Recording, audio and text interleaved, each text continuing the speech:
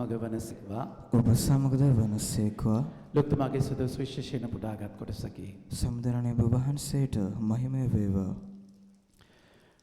මේ ක්‍රිස්තුවරයා විය හැකි සෙනග අපේක්ෂාවෙන් බලා සිටියදීත් හැම දෙන ජොහාන් ගැන විවාද කරමින් සිටියදීත් ජොහාන් පිළිතුරු දෙමින් මම නම් ඔබ ජලයෙන් බෞතිස්ම ස්ථාපනය කරමි.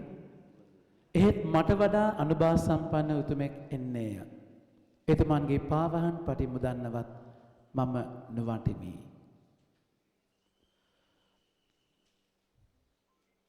தூய லூக்கா எழுதிய நற்செய்தியிலிருந்து வாசகம். அதிகாரம் 3 திருவசனங்கள் 15 தொடங்கி 16, 21 தொடங்கி 22 முடியும் வரை.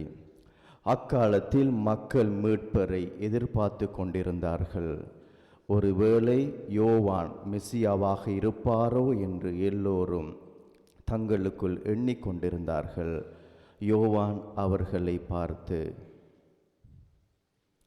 එතුමානෝ ශුද්ධාත්මයන්ගෙන්ද ගින්නෙන්ද ඔබ බෞතිස්ම ස්ථාපනය කරන සේක. நான் தண்ணீரால் உங்களுக்கு திருமுழுக்கு கொடுக்கிறேன். ஆனால் என்னை விட வலிமை மிக்க ஒருவர் வருகிறார். அவருடைய மிதியடிவாரை அவிழ்க்க கூட எனக்கு தகுதி இல்லை. அவர் தூய ஆவி என்னும் நெருப்பால் உங்களுக்கு திருமுழுக்கு கொடுப்பார். තවද මුළු සෙනග බෞතිස්ම ස්ථාපනය ලැබුව විට ජේසුස් වහන්සේ බෞතිස්ම ස්ථාපනය ලබා යාඥා කරමින් සිටියදී ස්වර්ගය විවර වී ශුද්ධාත්මයාණෝ පරවියකු ආකාරයෙන් උන්වහන්සේ කෙරෙහි පහළ වූ සේක. மக்கள் எல்லோரும் திருமுழுக்கு பெறும் வேளையில் இயேசு திருமுழுக்கு பெற்று இறைவனிடம் வேண்டிக் கொண்டிருந்த போது வானம் திறந்தது. தூய ஆவி புறா வடிவில் தோன்றி அவர் மீது இறங்கி, அப்பொழுது என் அன்பார்ந்த மகன் நீயே, உன் பொருட்டு நான் பூரிப்படைகிறேன் என்று வானத்திலிருந்து ஒரு குரல் ஒலித்தது. එවිට ඔබ මාගේ ප්‍රියාදර පුත්‍රයාණෝය. ඔබ කෙරෙහි ඉතා ප්‍රසන්න වී සිටිමි. අහසින් හඬක් නික්මිනි. සමිධානන් වහන්සේගේ ජීවනදායක සුභාරංචිය නම් මෙසේය. වහන්සේට ප්‍රශංසා වේවා. පරිවන් පුතේ උකාරන්න.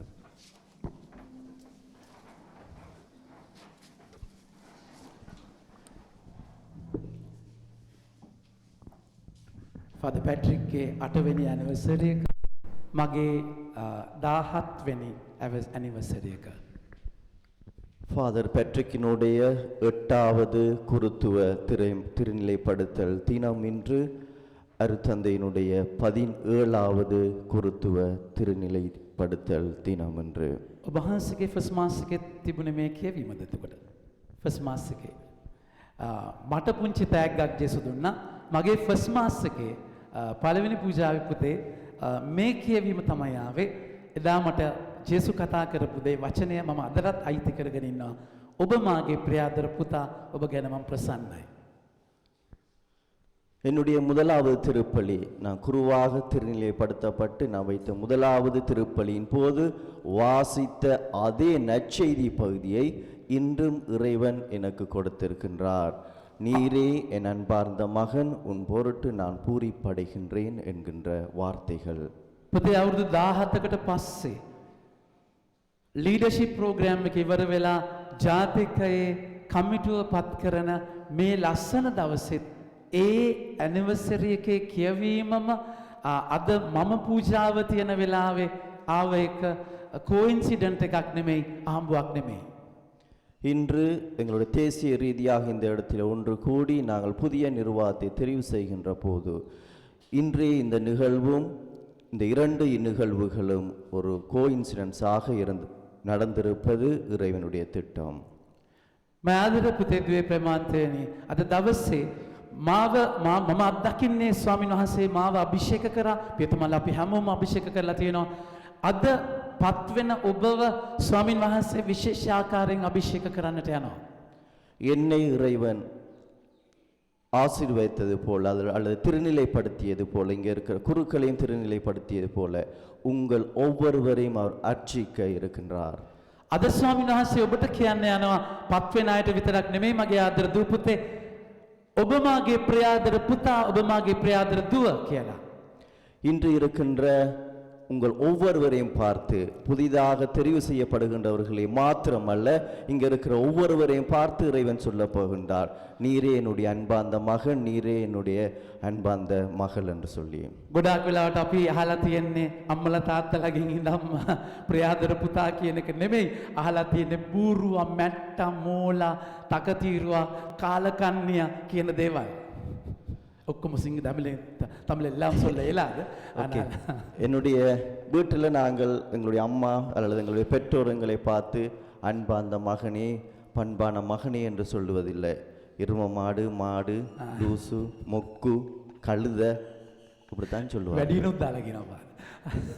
ෆාදර් කියපුවා මගේ දන්නේ. මගේ ආදර පුතේ එහෙම තැනක පර්සනලි මමත් හොඳ හපු කෙනෙක් නෙමෙයි. ඔයාලා වගේම. நானும் உங்களை போலதான் நல்ல வார்த்தைகளை கேட்டதல்ல என்னுடைய வீட்டில் இப்படித்தான். හොඳ අහන්න පුළුවන් දේවල් කරෙත් නැහැ ඒක වෙනම කතන්දරයක්. நல்ல வார்த்தைகளை கேட்பதுக்கு நல்லது செய்ததும் இல்லை வீட்டில். මගේ පවුල 4 දෙනෙක් සමහර අපේ අක්කා යාඥා කරා අවුරුදු 4කට පස්සේ මම ඉපදුනේ අනේ ජේසු මට මල්ලියෙක් දෙන්න කියලා. என்னுடைய அக்கா 4 வருடங்களாக அவங்க ப்ரே பண்ணாங்க எனக்கு ஒரு தம்பியை கொடுக்கும்படி சகோதரரை. මම හම්බුණයින් පස්සේ යාට මල්ලිලා එපා වුණා. 4 வருடங்களாக அவங்களுக்கு ஒரு சகோதரர் இல்லை தான் கிடைத்தவுடன் எனக்கு தம்பியே தேவையில்லை என்கின்ற ஒரு நிலைக்கு வந்துட்டாங்க. එයාගෙම බඩට ගහලා තිනවා කොර වෙන්න 4-5 පාරක්. ஜெபித் அக்காவினுடைய வயிற்றுக்கே அடிச்சிருக்கிறேன்னா 4 தரம். ඊට පස්සේ නංගි හම්බෙන්න ආව අවුරුදු 3කට පස්සේ යා දන ගහලා කිව්වා අනේ දෙවියනි මල්ලියෙක් නම් එපා කියලා. 3 வருஷத்துக்கு தங்கச்சி வந்து ஆனால் அந்த நேரம் அவ மன்றான் இந்த முறையில் கம்பி வேண்டாம் என்று ஆதர புத்தே එහෙම තැනක මමත් හොඳ හපු කෙනෙක් නෙමෙයි ඒ නිසා. இந்த இடத்தில் நானும் ஒரு நல்ல வார்த்தைகளை கேட்டு வந்தவன் அல்ல அல்லது வளர்ந்தவன் அல்ல. මං හිතන්නේ එහෙම කරලා තියෙන්නේ හේතුවක් එක්ක ඔයාලව තේරුම් ගන්න. ஒரு வகையில் இதுவும் நடந்திருப்பது நல்லது ஏனென்றால் இங்கே இருக்கிற உங்கள் ஒவ்வொருவரையும் புரிந்து கொள்ள. මගේ ආදර චුටි පුතේ දුවේ මතක තියාගන්න අපි ජීවිතේ එක හිසක් යහක්වත් වැටෙන්නේ උන්වහන්සේ දන්නේ නැතුව. இறைவனுடைய எண்ணம் இல்லாமல் எங்கள் தலையில் இருக்கின்ற ஒரு முடி கூட இறைவனுடைய திட்டம் இல்லாமல் ஒரு முடி கூட கீழே விழாது. ඔයාලගේ ජීවිතේ වෙච්ච කාල කන්නිම අසික්කිත අත්දැකීමට උන්වහන්සේට සුභාරංශයක් තියෙනවා. உங்களுடைய வாழ்வில் இடம்பெற்ற மிக மோசமான ஒரு கசப்பான அனுபவத்திற்கும் இறைவன் உங்களுக்கு ஒரு திட்டத்தை வைத்திருக்கிறார். එනිසා අද ඔබට ඇහෙන්න ඕනේ ශුද්ධාත්මයාණන් තුල මම ලෝකෙ මොනවා කිව්වත් මම ඔබ වහන්සේගේ පුතු මම ඔබ වහන්සේගේ දෝණි. පුතු පුතා දුව. Repeat, Father. ලෝකෙ මොනවා කිව්වත් ඔබට ඇහෙන්න ඕනේ ශුද්ධාත්මයාණන් තුල මම ඔබ වහන්සේගේ පුතා දුව. இந்த உலகம் உங்களை பற்றி என்ன சொன்னாலும் உங்களுக்குள்ளே கேட்க வேண்டிய அந்த குரல் நான் இறைவனுடைய மகன். ඒ කනෙක්ෂන් එකයි අපි හොයන්නට ඕනේ. அந்த தொடர்பு தான் எங்களுக்குள்ளே நாங்கள் தேட வேண்டியது. ඔබට ඒක අහුණා කියන්නේ ඔබ ගොඩම තමයි. அது கிடைத்துன்னு சொன்னால் நீங்கள் ஒரு நிலையை அடைந்து விட்டீர்கள். ජේසුගේ මිෂන් එක ආරම්භයේදී ඒ පවුගඟේ ගිලිලා ගොඩ එද්දී ස්වර්ගය ඇරිලා කිව්වේ ඔබ මාගේ ප්‍රියාදර පුතා කියලා. இயேசு தன்னுடைய பணியை ஆரம்பிக்கும் போது அங்கே அந்த யோர்தான் நதிக்கரையில் அவர் தன்னை மூழ்கி அவர் எழும்போது அவருக்கு கிடைத்த அந்த வார்த்தைகள் நீரே என் அன்பார்ந்த மகன். මපුතේ මයිදු ජේසුට ඒක ඇහෙන්න ජේසු එක දේශනාවක්වත් දීලා තිබ්බේ නැහැ එතකොට. இயேசு அதை கேட்பதற்கு அவர் ஒரு பிரசங்கம் கூட அந்த வேளையில் அவர் செய்திருக்கவில்லை. ජේසු එක ප්‍රාතිහාරයක් කරලා තිබුණේ නැහැ එතකොට. எந்த விதமான ஒரு பாவ சங்கீதனம் அவர் செய்ததில்லை. ජේසු කාවත් සුව කරලා තිබුණේ නැහැ එතකොට. பாவங்களை அல்லது குணமாக்கியதில்லை. ඒ කිසි දෙයක් කරන්න නැතුව තමයි ඇහුනේ ඔබ මාගේ ප්‍රියාදර පුතා කියලා. இது எதுவுமே அவர் செய்யாமல் தான் அந்த வார்த்தையை அவர் கேட்டார். ලෝකයේ තුල අපිට ගොඩාක් වෙලාවට හොඳයි කියලා ඇහෙන්නේ අපි පර්ෆෝම් කරයින් පස්සේ හොඳක් කරයින් පස්සේ. நாங்கள் ஏதாவது ஒன்றை செய்த பிறகுதான் நாங்கள் நல்லவர்கள் என்கின்ற அந்த குரலை கேட்போம். නමුත් ජේසුට ඒක ඇහුනේ කිසි දෙයක් කරන්න ඉස්සෙල්ලා. ஆனா இயேசுவுக்கு அது கேட்டது எப்பன்னு சொன்னா அவர் எதுவுமே செய்ய முதல் எதையுமே ஆரம்பிக்க முதல் அந்த வார்த்தைகளை இயேசு கேட்கின்றார். ජේසු කරන්න යන්නේ පුතා කියන එක අයිති කරගෙන.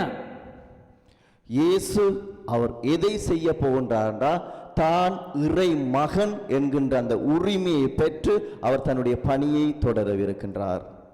උන්වහන්සේ ගිලෙන්නේ ඔබගේ මගේ පව් ගඟේ. அவர் மூழ்கியது உங்களுடைய எங்களுடைய இந்த பாவம் என்கின்ற அந்த நீரினுள். ජොර්දානය කියලා කියන්නේ ශ්‍රාවක ජුවාම්තුමා පාලු කරෙන් ඇවිල්ලා මිනිස්සුන්ගේ පව් සෝදපු තැන. யோர்தான் நதிக்கரை என்பது திருமுழுக்கு யோவான் அந்த இடத்திலே வந்து மக்களுடைய பாவங்களை கழுவிய இடம்.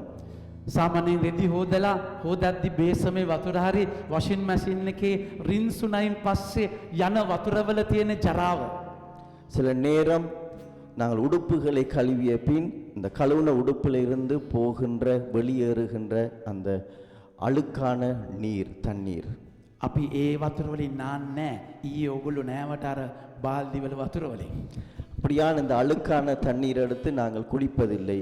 நீங்கள் நேற்று அந்த சுரிக்குள்ளே நீங்கள் குளித்தது போன்று ස්විමින් පූල් එකෙන් වතුර අරගෙන ඇවිල්ලා තමයි ඔකට මූණ හේදුවේ අර පාම් පිටි වලට පිඹලා.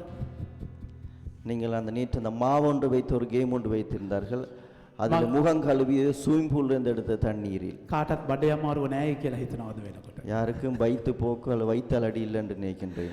මගේ ආදර පුතේ ජේසු ගිලුනේ ඔබගේ මගේ පව් ගඟේ. இயேசு மூழ்கியது உங்களுடையும் என்னுடைய அந்த பாவ நீரினுள்.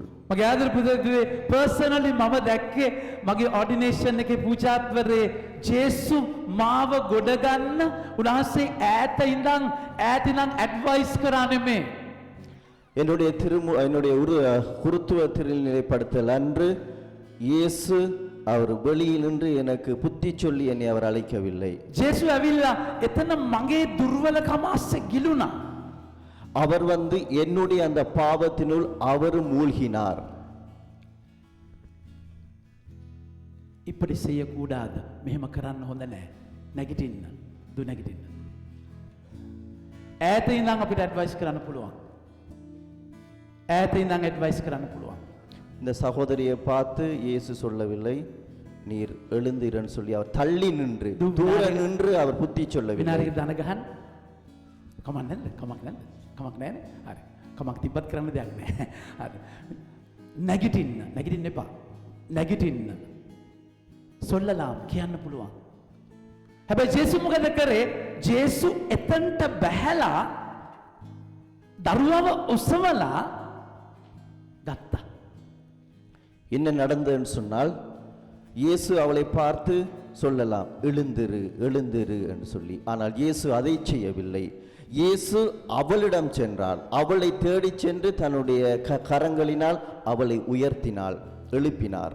හිතන්න මේ දුව බැටළු පැටියෙක් කියලා. බැටළුවව කරට ගත්ති ඒ ජරාව ඒ ගඳ ඒ හැම දෙයක්ම මගේ ගෑවෙනවා.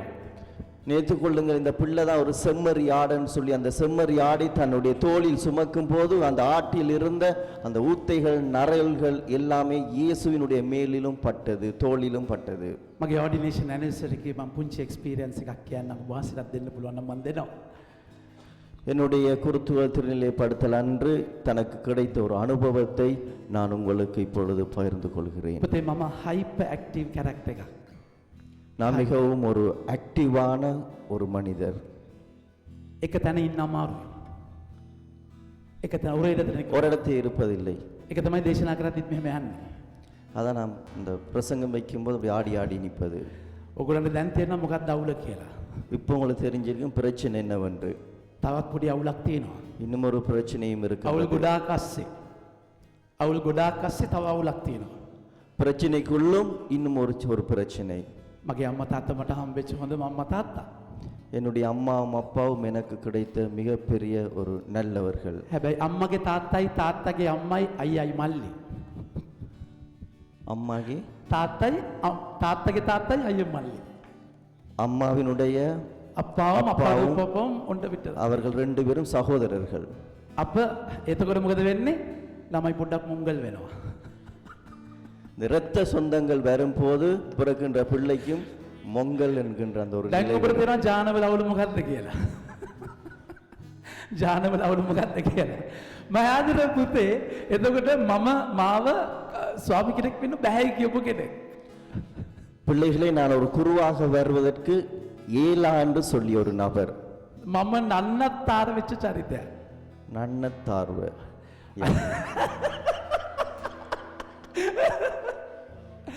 இது இனி நல்லது ஒன்றும் இதிலிருந்து வராது என்று நினைத்தார்கள். කවුන්සලර්ස් තුන්දෙනෙක් ගාවට යවුවා. ඒගොල්ලෝ කිව්වා මට ස්වාමි කෙනෙක් වෙන්න එපා කියලා. ஃபாதர்ஸ் කවුන්සලර්ස් கவுன்சிலர்ஸ் இவரை 3 கவுன்சிலர்ஸுக்கு இவர் சென்றிருந்தார். அவர்கள் இவருக்கு கொடுத்த அட்வைஸ் நீர் குருவாக வந்துவிட வேண்டாம் என்று. ඒගොල්ලෝ කිව්වා මගේ ආඩි පූජාත්වරේ මං කවර් අප් එකක් කරගනි කියලා. කවර් අප් එකක්. கவரம் ஓகே அவர் ஒரு குருவாக ஒரு மறைக்கிறதுக்கு உண்மையை மறைக்கிறதுக்கு ஒரு விதம். ஓகே தன்னை உண்மை நிலையிலிருந்து மறைத்து கொள்ள அவர் ஒரு ஃபாதராக வருவதாக அவர்கள் நினைத்து கொண்டார்கள். එහෙම තැනක තමයි මම අපේ අම්මා ගාවට ගිහිල්ලා ඇහුවේ ඩයකනෙට් එකේ අන්තිම අස්සන දාන්න ඉස්සෙල්ලා කන්ෆර්මේෂන් සයින් එක දාන්න ඉස්සෙල්ලා අම්මේ මම මොකද කරන්නේ මට ස්වාමි කෙනෙක් වෙන්න එපා කියනවා කවුන්සලර්ස් තුන් දෙනාම කියලා. ஓ தன்னுடைய டயக்கனட்டுக்கு முன்பாக அவர்கள் அந்த ஒரு சைன் வைக்க வேண்டும் ஒரு கடிதத்திலே. අම්මා அந்த சைனை வைப்பதற்கு தன்னுடைய தாயிடம் போய் கேட்கின்றார். அம்மா இந்த கவுன்சிலர்ஸ் என்னை குருவாக வர வேண்டாம் என்று சொல்லுகின்றார்கள். இந்த ஃபோமில் அந்த டயக்கனட் அந்த ஃபோமில் நான் சைன் பண்ணவா என்னவென்று. අපේ අම්මා පොල් ගගා හිටියේ කුස්සියේ මමත් එතන මොනවද පිඟන් වගේක් හොද අම්මට උදව් වුණා. அந்த வேளையில் அம்மா குசினிக்குள்ளே தேங்காய் திருவி கொண்டிருந்தாங்க. நானும் அந்த வேளையில் குசினியிலே பீங்கான்களை கழுவி கொண்டிருந்தேன். එයා ගොඩාක් ඉගෙන ගත්තේ නැති වුණාට මම දන්නවා එයාට ප්‍රඥාව තියෙනවා විස්ඩම්. அவர் படிக்கவில்லை என்றாலும் என்னுடைய அம்மாவுக்கு இறை ஞானம் அல்லது ஞானம் இருந்தது. එයා මට කිව්වා පුතේ ජේසුයි වාව කැඳවන්නේ කවුරු මොනවා කිව්වත් ඔයා ස්වාමි කෙනෙක් වෙනවා කියලා.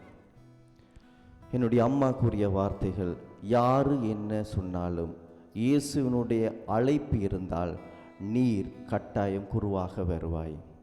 මගේ පූජාත්වරේ මම මගේ පාව් ගඟ අස්සේ ගිලිලා ඉද්දී මම අධ්‍යාත්මිකව දැක්කා ජේසුත් ඒ ගතුරේම ගිලිලා ඉන්නවා කියලා. நான் என்னுடைய அந்த ஓர்டினேஷன் திருப்பலியில் நான் உணர்ந்தது, அந்த ஆற்றுக்குள்ளே அந்த தண்ணிக்குள்ளே நான் மூழ்கும் போது அந்த குளத்துக்குள்ளே இயேசு இருப்பதையும் நான் கண்டேன். ජේසුත් හුස්ම තද කරගෙන වතුර ඇතුලේ මගේ ඇස් දෙක දිහා බලාගෙන හිටියා කියලා. இயேசுவும் அந்த நீருக்குள்ளே மூச்சை இருக்க பிடித்து கொண்டு அவரும் அந்த குளத்துக்குள்ளே இருப்பதை கண்டார். இவருடைய கண்களை பார்த்த வண்ணம் අපිට වතුර ඇතුලේ හුස්ම ගන්න බෑ. தண்ணிக்குள்ளே மூச்சு எடுக்க முடியாது. මොකද අපිට පෙනහැලු තියෙන නිසා ඔක්සිජන් පෙනහැලු වලින් වතුරෙන් ගන්න බෑ. அந்த மூச்சு எடுப்பதற்குரிய அந்த ஆக்சிஜன் தண்ணிக்குள்ளே இருந்து வருவதில்லை. පාපය කියන්නේ ඔක්සිජන් කියන්නේ සුද්ධාත්මයාණන්ව නැති කරන දෙයක්. பாவம் என்பது அந்த ஆக்சிஜனை போல அந்த தூயாவி மூச்சு எடுப்பதற்கு அது விடுவதில்லை. தூயாவி இல்லாம இடம். தூயாவி இல்லாத ஒரு இடம்.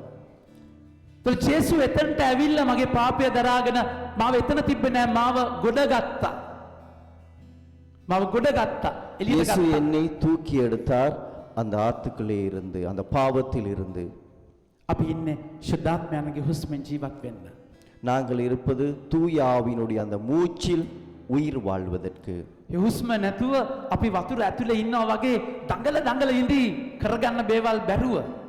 நாங்கள் இந்த மூச்சு எடுக்காமல் இன்னும் அந்த ஆத்துக்குள்ளே அந்த பாவ கரைக்குள்ளே இன்னும் அவதியுற்று நாங்கள் இருக்கின்றோம் அந்த பாவத்திலே.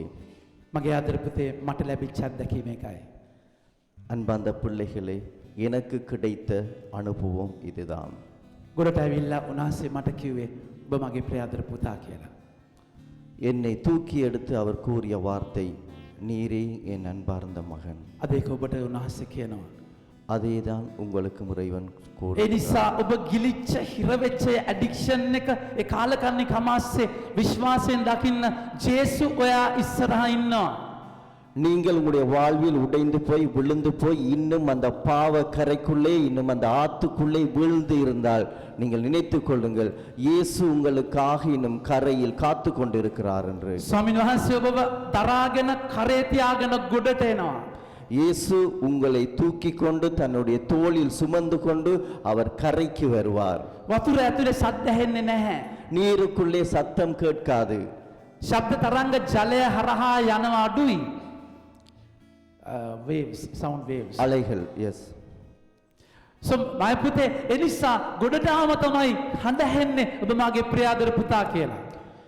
இந்த ஆத்துக்குள்ளே இருந்தால் இறைவனுடைய அந்த வார்த்தைகள் எங்கள் குரல் ஒலி எங்களுக்கு கேட்காது. அந்த ஆத்தை விட்டு வெளியேறினால் தான் அந்த இயேசுனுடைய அந்த குரலை கேட்க முடியும். ඒක ඇහෙන්නේ නැතුව ඔයාලා දේවල් කරයි. හැබැයි කරන්නම් වාලේ.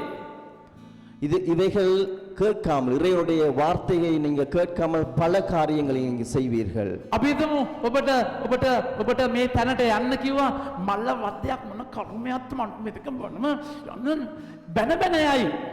ஒரு விருப்பம் இல்லாத ஒரு இடத்துக்கு உங்களை போக சொன்னால், விருப்பம் இல்லாவிட்டாலும் நாங்கள் ஏசி பேசி இன்னொரு பிரச்சனை அப்படின்னு சொல்லி அந்த இடத்திற்கு போவோம். අභිදමු මෙතන අස් කරන්න කිව්වා කියලා මොන වද්දයක්ද මන් දන්නේ මේක කරන හැඳි ගෑවිලා යන්න මුඩ මේක මාර කතා කරද්දී එහෙම කරන්නත් පුළුවන් අපිට. சொல்லுவோம், இந்த இடத்தை நீ உங்களை கிளீன் பண்ண சொல்றாங்க, நீங்க விருப்பம் இல்லாமல் இதையை தூக்குவீர்கள், மேசையை தூக்குவீர்கள், கதிரையை தூக்குவீர்கள், அங்க வைப்பேன். ஏன்னா விருப்பம் இல்லை இந்த காரியத்தை செய்வதற்கு, ஏதோ சொன்னார்கள் என்றதுக்காக. මොකද කියන කෙනාව මාව සෙට් වෙන්නේ නැහැ සමහර වෙලාවට. ஏனென்றால் அந்த சொல்லுகின்றவரோடு எனக்கு செட் ஆகாது, அவர் எனக்கு பிடிக்காது. මගේ මූඩ් එකත් අවුල්. என்னுடைய மூடும் என்னுடைய மனநிலையும் ஒரு அவுட் ஆகிடும். හැබැයි දවස ආරම්භයේ ඔබ මගේ ප්‍රියාදර පුතා ඔබ ගැන මම ප්‍රසන්නයි කියලා ඔබට ඇහුනොත් ඔබ කරන්නේ ජේසුව සතුටු කරන්න විතරයි. ஆரம்பத்தில், நாளின் ஆரம்பத்திலே உங்களுக்கு அந்த வார்த்தை கேட்டால், நீர் என்னுடைய அன்பார்ந்த மகன் என்ற வார்த்தையை கேட்டால், இயேசுவுக்காக அந்த நாளை முழுவதும் நீங்கள் அந்த நல்ல காரியங்களை செய்வீர்கள். ජේසුට මිනිස්සු කිව්වා කෑදරෙක් කියලා. කෑදරෙක් කියන කෑදර ලටින් பேராசை කෑදරෙක්. இயேசுவை பார்த்து அவர்கள் சொன்னார்கள், நீர் ஒரு பேராசை பிடித்தவன். ජේසුට කිව්වා බෙල්සෙබුල්ගේ බලෙන් තමයි යකුදුරු කරන්න කියලා. இயேசுவை பார்த்து சொன்னார், பெல்செபூல் என்கின்ற அந்த பேய்களின் தலைவனை கொண்டுதான் நீ பேய்களை ஓட்டுகின்றாய் என்று. ජේසුට කිව්වා කිසිම ඩෙප්ත් එකක් නැහැ කමින් බොමින් එන්නේ කියලා. இயேசுவுக்கு எந்த விதமான பின்னணியும் இல்லை என்று அவர்கள் ஏசினார்கள். ජේසුට තිබුණා නම් බම්බු ගා ගන්නවා කියලා යන්න. ඔය අමුසලට මොනවද මම මේව කරන්නේ? මට මේව කරන්නේ මට මේව කියනවා මට ඕනේ නැහැ කියලා යන්න. இயேசு நினைத்திருக்கலாம், நான் ஏன் செய்ய வேண்டும், நீ என்னையா செய்து தொலை என்று சொல்லி அவர் போயிருக்கலாம். හැබැයි ජේසු දේවල් කරේ ඒ කටහඬ ඇහිලා නෙමෙයි තාත්තගේ පුතා කියන කයිති කරගෙන. இயேசு செய்தது அவரை சுத்தி இருந்தவர்கள் என்ன சொன்னார்கள் என்பதே அல்ல, அவருடைய அந்த வார்த்தை, தந்தையினுடைய வார்த்தையை அவர் கேட்டார், அதைத்தான் இயேசு செய்தார். බයිබලේ තැන් ගොඩක් අපි දකිනවා පුතේ මාක් 1:35 කියනවා හිරු උදාවට බොහෝ කලින් උන්වහන්සේ අවදිව යාඥා කරා කියලා. அவர் பைபிளிலே சொல்லப்படுகின்றது, இரவு விடியலுக்கு முதல் அவர் எழுந்து இயேசு ஜெபம் பண்ணினார். යාඥාව හොයාගෙන ජේසු දිව්වා පූප වැඩි කරලා ප්‍රාතිහාර්ය ජෝම් 6 අපි දකිනවා බලහත්කාරකම රජකමට පත් කරන්නේ අදි 14 වෙනි වගන්තියේ මම ප්‍රේමා පුතේ ජේසු හැමෝම අහක් කරලා තාත්තේ ඔයා මොකද්ද මට කියන්න කියලා ඇහුවා. இயேசு தன்னுடைய நாளையும் தன்னுடைய நேரங்களை அவர் ஓடினார், ஜெபத்தை நோக்கி, ஜெபங்களை நோக்கி அவர் அதிக முக்கியத்துவம் கொடுக்கின்றார், தந்தையினுடைய அந்த குரலை கேட்டு. මිනිස්සු ගහත්ති වැටුනෙත් නැහැ, මිනිස්සු පුම්බත්ති උඩ ගියෙත් නැහැ ජේසු. இயேசுவுக்கு அடிக்கும் போது அவர் கீழே விழவும் இல்லை, அவரை பார்த்து ஊதும் போது அவர் மேலே எழுந்து செல்லவும் இல்லை. ජේසු ජීවත් වුණේ වෙන කනෙක්ෂන් එකක. இயேசு வாழ்ந்தது வேறு ஒரு கனெக்ஷனுக்காக. ජේසු හැම වෙලාවෙම කනෙක්ෂන් එක හෙව්වා. இயேசு எல்லா சந்தர்ப்பங்களிலும் அந்த கனெக்ஷனை தன்னுடைய வாழ்வில் தேடினார். මම එක තැනක් බයිබලේ පෙන්නන්නම් ෂූටි වෙලාවක් ගන්නම්. ජෝම් 10 වෙනි පරිච්ඡේදයේ 40 වෙනි වගන්තිය බලන්න. ජේසුව කන්ඩෙම් කරලා ශ්‍රාවක ජෝම්තුමාව මරලා ප්‍රතික්ෂේප කරපු තැන මෙන්න මෙහෙම වචනය කතා කරලා කියනවා. ජෝම් 10 40 වෙනි වගන්තිය උන්වහන්සේ කතා කරලා කියනවා උන්වහන්සේ ජොර්දානෙන් එගොඩ ජොහාන් පළමුවෙන් බෞතිස්ම ස්ථාපනය කරමින් සිටි ස්ථානයට යලිත් ගොස් එහි නැවතී සිටි සේක. அவர் திரும்பவும் சென்றார். எங்கே திருமுழுக்கு பெற்றாரோ அந்த இடத்திற்கு திரும்பவும் சென்று அங்கே தன்னுடைய நீரில் மூழ்கினார். ජේසු මහපුතේ ඒ කියන්නේ අර මිනිස්සු බනිති ආයි ජොර්දාන් ගඟ ගිහලා බලාගෙන ඉන්න නැති උනාසට මතක් වුණා හරි මිනිස්සු මට ගොඩාක් දේවල් කියනවා බයි තාත්තේ මම ඔයාගේ පුතා ඒක ෂුවර් ඒක සහතිකයි. மனிதர்கள் பல வார்த்தைகளை அவரை பார்த்து ஏசினார்கள். ஆனாலும் இயேசு அந்த வார்த்தையை கேட்டது அந்த யோர்தான் நதிக்கரையில். මහපුතේ ඔයාලා මිෂන් එක කරද්දී අධෛර්ය වෙන තැන් ගොඩාක් තියෙයි. பிள்ளைகளே, நீங்கள் இந்த பணியை செய்யும் போது பல வார்த்தைகளை பல அவமானங்களை நீங்கள் தாங்க வேண்டி இருக்கும். මිනිස්සු ඔබව appreciate කරද්දී ශාමාරයි කියලා උඩ යන්න ඔබට බෑ. மனிதர்கள் உங்களை போற்றும் போது புகழும் போது நான் நல்ல ஒரு மனிதனாக மேலே நான் உயர முடியாது. කාලකන්නෙක් කමුසගෙන් වැඩක් නැහැ තේරුමක් නැහැ කියලා පහලට වැටෙන්නත් බෑ. அதற்காக நீ மோசமானவன் கெட்டவன் சொல்லி கீழே விழவும் முடியாது. ජේසු තමයි ඔබගේ මගේ ජීවිතයේ පරමාදර්ශය මුන්මාදිරි පරමාදර්ශය. இயேசுதான் எங்களுடைய வாழ்வின் முன்மாதிரிகள். එනිසා මේ ගඟේ ගිලෙද්දී මිනිස්සු අස්සට යද්දී අපි හුස්ම ගන්න එළියට එන්න ඕනේ. நாங்கள் இந்த பாவ கரைக்குழி அந்த பாவ ஆத்துக்குழி கீழே விழும் போது நாங்கள் மூச்செடுப்பதற்காக அந்த ஆத்தை விட்டு நாங்கள் வெளியே வர வேண்டும், வெளியேற வேண்டும். එනිසා තමයි ජේසු ඔබ මාව එළියට ගන්නේ. ඒ ප්‍රියාදර පුතා ඔබ ගැන මම ප්‍රසන්නයි කියලා අද මේ මිෂන් එක ආරම්භයේදී මොට කියන්නේ. அதுதான் இந்த ஆத்துக்குள்ளே பாவ கரைக்குள்ளே இருக்கிற எங்களை இயேசு தன்னுடைய கரத்தை பிடித்து உயர்த்தி மேலே எடுக்கின்றார். மகனே மகளே, நீரே என் அன்பார்ந்த மகன் இந்த பணியை செய்வதற்கு. ජේසු හැම උදයකම ඒක ඇහුණනම් උන්වහන්සේට ඔබට මට කොච්චර ඒක ඇහෙන්න ඕනේද මේ ලෝකේ ජීවත් වෙන්න.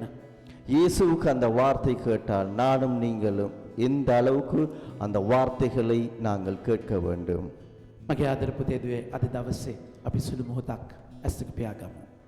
பிள்ளைகளே, ஒரு சில நிமிடம் எங்களுடைய கண்களை மூடிக்கொள்வோம். අත් දෙක පපුවේ තියාගන්න.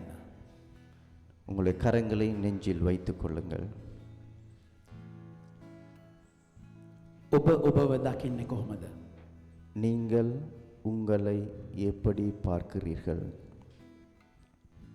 පුංචි කාලේ නම් ඔබ ගැන අනිත් අය කිව්වේ මොනවද? நீங்கள் சிறு பராயத்திலிருந்து உங்களை பற்றி மற்றவர்கள் என்னவெல்லாம் சொன்னார்கள்? සමහර වෙලාවට ඒ ඩැමේජ් එක උනේ ඉපදෙන්න ඉස්සෙල්ලා මව් කුස තුල ඉන්නකොට. சில நேரம் இந்த டேமேஜ் வந்திருக்கு. நீங்கள் பிறக்கிறதுக்கு முதல் நீங்கள் தாயின் வயிற்றுள்ளே இருக்கும் போதே இந்த டேமேஜ் உங்களுக்கு வந்திருக்கும். සමහර වෙලාවට ගබ්සාව ගැන කතා කරා නම් ඇබෝෂන් ගැන කතා කරා නම් ඔබ පුංචි පැටියෙක්ව බය වුණා තුවාල වුණා. சில நேரங்களில் நீங்கள் வயிற்றில் இருக்கும் போது அபோஷன் கருக்கலைப்பை பற்றி பேசியிருந்தால் நீங்கள் வயிற்றுக்குள்ளே இருந்து பயந்திருப்பீர்கள். සමහර වෙලාවට එයාලට ඕනේ පුතෙක් හැබැයි ඔයා දුවෙක් වෙද්දී ආව තුවාල වුණා. சில நேரம் அவர்களுக்கு தேவைப்பட்டிருக்கும் ஒரு ஆண் மகன், ஆனால் நீங்கள் ஒரு பெண்ணாக இருந்து வயிற்றுக்குள்ளே நீங்கள் பயந்திருப்பீர்கள். සමහර වෙලාවට එයාලට ඕනේ පුතෙක් දුවෙක් නමුත් ඔයා පුතෙක් වෙද්දී ඔයා තුවාල වුණා. சில நேரங்களில் உங்களுடைய பெற்றோருக்கு தேவைப்பட்டிருக்கும் ஓர் பெண் பிள்ளை, ஆனால் நீங்கள் ஒரு ஆணாக வயிற்றுக்குள்ளே இருந்திருப்பீர்கள். සමහර වෙලාවට ඔයා ජීවත් වෙලා ඉන්න කාලේ ඔයාට බැනපු ගහපු විදියෙන් ඔයා තුවාල වුණා. சில நேரங்களில் நீங்கள் வாழ்வில் வாழும் போது அந்த வார்த்தைகள் உங்களுக்கு அடித்தவர்கள், பேசினவர்கள், உங்களை கீழே தள்ளியவர்களால் நீங்கள் காயப்பட்டிருப்பீர்கள். ඉස්කෝලේ ගුරුවරුන්ගෙන් සහෝදරතුමන්ලාගෙන් බ්‍රදර්ස්ලාගෙන් ෆාදර්ස්ලාගෙන් සිස්ටර්ස්ලාගෙන් ඔබ තුවාල වුණා. பாடசாலைகளிலும் குருக்கள் அருட்சகோதரிகளாலும் சில சந்தர்ப்பங்களில் நீங்கள் பாதிக்கப்பட்டிருப்பீர்கள். ඔබගේ යුත් එක ඇතුලේ පරිශ්‍රකේ ඔබ තුවාල වෙච්ච තැන් ඇති. நீங்கள் யுத்துக்குள்ளே இருக்கும் போது, பங்கிலே இருக்கும் போதும் நீங்கள் பாதிக்கப்பட்டிருப்பீர்கள். හැබැයි අද උන්වහන්සේ ඔයාට කියනවා ஆனால் இயேசு இன்று உங்களுக்கு சொல்லுகிறார், ඔබ මාගේ ප්‍රියාදර පුතා, ඔබ මාගේ ප්‍රියාදර දුව. நீரே என் அன்பார்ந்த மகன், நீரே என் அன்பார்ந்த மகள். මම ඔබ ගැන ප්‍රසන්නයි පුතේ දුවේ. நான் உன்னை நினைத்து நான் பூரிப்படைகின்றேன், மகிழ்ச்சி அடைகின்றேன். ප්‍රසන්නයි කියලා කියන්නේ ජේසුගේ කාර්යයට ස්වාමීන් වහන්සේ ආව තෝරගෙන ඉවරයි. பூரிப்படைகின்றேன் அல்லது நான் உன்னை குறித்து நான் மகிழ்ச்சி அடைகின்றேன் என்றால் இறைவன் உன்னை தேர்ந்தெடுத்திருக்கின்றார். සැප විඳින්න නෙමේ දුක් විඳින්න. மகிழ்ச்சியாக இருப்பதற்கல்ல, மாறாக வேதனைப்படுவதற்கு, கஷ்டப்படுவதற்கு. සිරාක් දෙවනි පරිච්ඡේදයේ පස්වෙනි වගන්තියේ කියනවා මම ඔබව රත්තරන් ගින්නේ උරගා බලන ලෙස මම ඔබ පරීක්ෂා කරනවා. I will test you like gold in the fire. உன்னை நான் தங்கத்தை நாங்கள் அந்த நெருப்பில் புடமிடுவதைப் போல நான் உன்னை புடமிடுகின்றேன். I will mold you and I form you. මම ආව කඩලා හදනවා. මොකද ඔයා මගේ දරුවා නිසා. நான் உன்னை அழைப்பேன், உன்னை உடைத்து நான் உன்னை உருவாக்குவேன். ஏனென்றால் நீர் என்னுடைய மகன், மகள். So when you go through pain and trauma, it's just see that I am forming you. ඔබ වේදනාව අරගලේ ASCII යද්දී මමයි ඔබව හදන්නේ. මම ඔබගේ තාත්තා නිසා. நீங்கள் உங்களுடைய வாழ்விலே கடினமான சந்தர்ப்பங்கள், வேதனைகள், பிரச்சனைகள் வரும்போது இறைவன் உங்களை உருவாக்குகின்றார். ஏனென்றால் அவர் என்னுடைய தந்தை. I will never let your pain go down drain. මම ඔබගේ වේදනාව අපත යවන්නේ. ඒ හැම දෙයක්ම formation එකක්. ඔබව අඹන්න තැනක් මගේ පුතේ, මගේ දූ. உன்னுடைய வேதனைகள் எதுவும் வீணாக போவாது. ஏனென்றால் இதுவும் ஒரு வகையான உருவாக்கம், உன்னை ஒரு நல்ல நிலைக்கு நான் கொண்டு வருவதற்கு. ඒ හැම තුවාලයක්ම වාසනාවක් වෙන දවසක් වෙනවා. Every wound is going to be a blessing one day. இந்த காயங்கள் அனைத்துமே, இந்த வேதனைகள் அனைத்துமே ஒரு நாள் ஆசீர்வாதமாய் மாறப் போகின்றது. That mess is going to be a message. ඒ ව්‍යසනය වාසනාවක් වෙන්නට යනවා. அந்த வேதனை ஒரு அதிர்ஷ்டமாக மாறப் போகின்றது. ඒ හැටි වෙච්ච ජීවිතය මම හැඩ කරනවා. I will bless your messy life one day. இந்த உடைந்த வார்த்தையை நான் ஆசீர்வாதமாக, வாழ்க்கையை நான் ஆசீர்வாதமாக மாற்றுவேன். ඔබ මගේ පුතා, ඔබ මගේ දුව. நீர் என்னுடைய மகன், நீர் என்னுடைய மகள்.